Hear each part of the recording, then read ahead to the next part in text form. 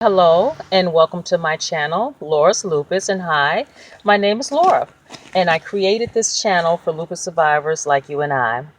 And on this channel, I hope to bring about awareness, education, and to encourage anyone that's taking this lupus journey.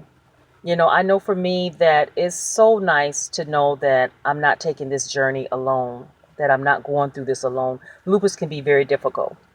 And so it's so nice to take a journey and take the steps with like-minded people or people that you have a commonality with, whether it's someone who's watching due to having lupus, due to a family member having lupus, or someone that's just curious and want to learn more about lupus. I thank you so much. I thank all of my subscribers, new and old.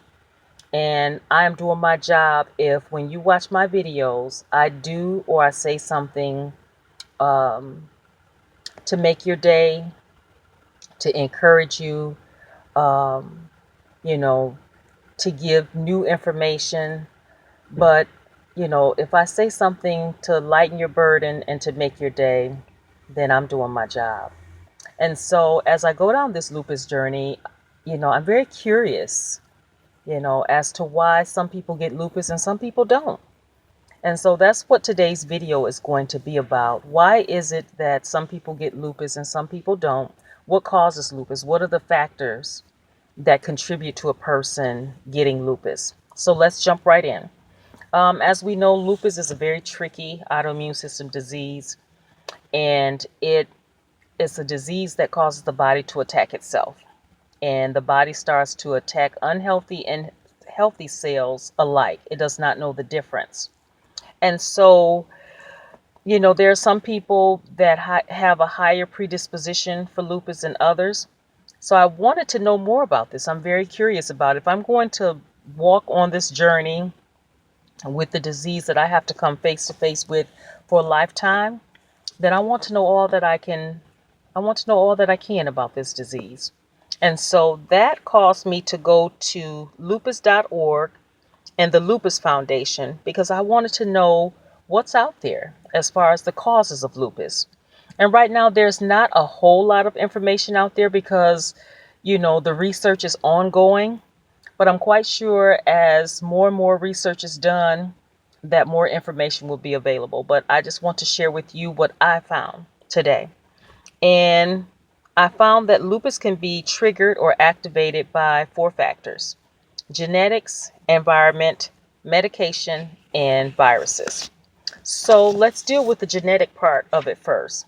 As we know, genetics is our genes, and it's passed down from generation to generation. Basically, it's our heredity.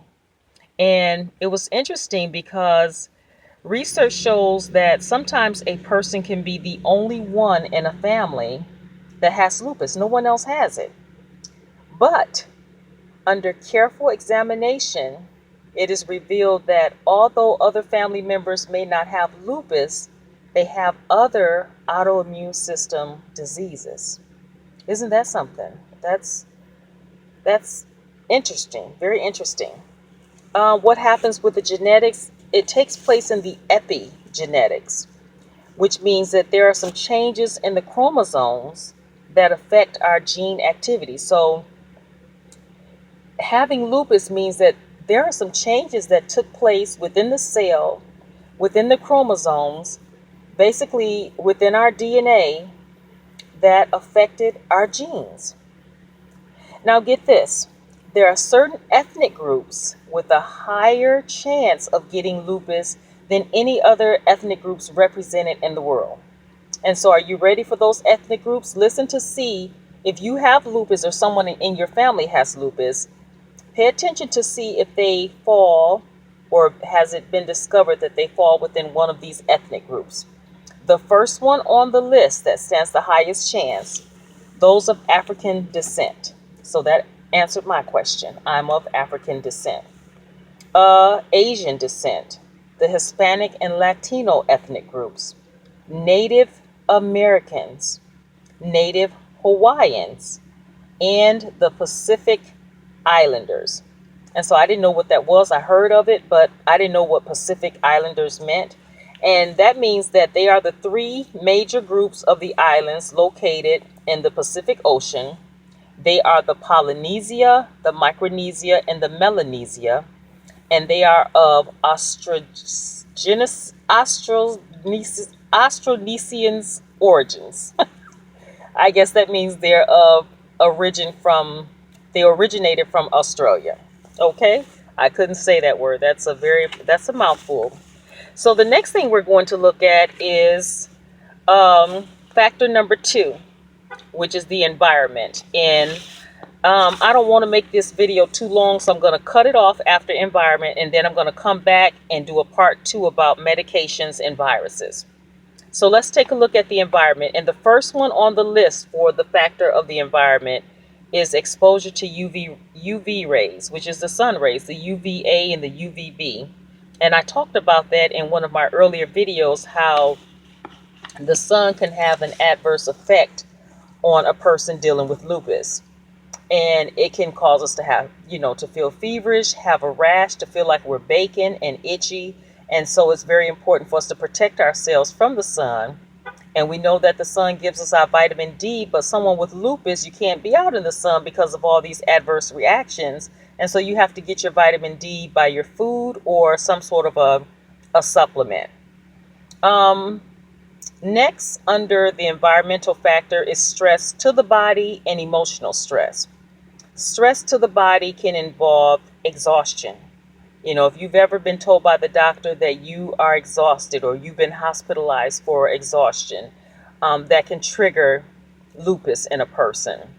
Surgery can trigger lupus. Physical harm, injury. And get this, ladies, pregnancy and giving birth can trigger lupus in a woman, in a female. Emotional stress. Let's deal with that. A very busy, complicated lifestyle that falls up under emotional stress. Problems in the home. Experiencing divorce, death in a family, or some sort of a major illness can trigger lupus in a person. And get this, we have to be careful with our work environments as well, because research has shown that those who have been exposed to silica dust, which is found in an agricultural or industrial setting, that can trigger lupus in a person. Also added to the list is our diets and smoking. These are all under the factor of environment. Okay, and then with women, females have a higher chance of getting lupus than males, and it's because of the hormone estrogen. And so a lot of times lupus is diagnosed or it's triggered during periods of when estrogen is being produced high in our body during our childbearing years, is when we discover, or when doctors discover, that a female may have lupus. So I'm going to end the video at this point. Make sure to join me for part 2, what causes lupus. And as I say at the end of every video, remember that there is life after lupus. And so bye for now. Take care. Don't forget to come over and join me for what causes lupus part 2.